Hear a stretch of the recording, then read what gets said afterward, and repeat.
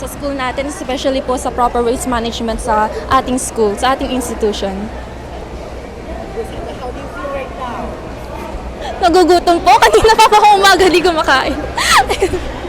Gusto unang mong pasalamatan. Siyempre po sa mga tumulong po sa akin from Q&A, sa ramping po, sa makeup, of course sa festival costume po, which is nakuha ko po yung major award na yun.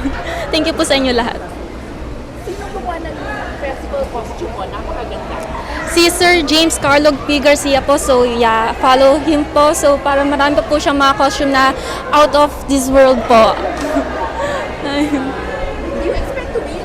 Yes po, kasi syempre marami pong hard work na ginawa dito, yung hardships, especially po graduating student ako, and marami pong tight schedule po yung schedule ko, so talagang worth it po talaga yung nanalo ako ngayon.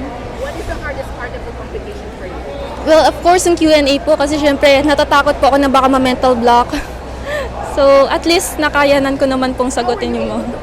Cope up with the mental block. Saan po? Paano mo na iwasan magka-mental block? Katulad po nung sinabi po ni Sir RL, so nagkaroon po kasi kami ng close interview. So, breathe in and i-exhale mo lang lahat ng nervousness na nararamdaman mo. So, ayun po.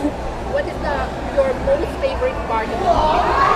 Well, festival costume po kasi nanalo po ako doon. Yes, thank you so much po. Congratulations. Thank you po. Thank you po.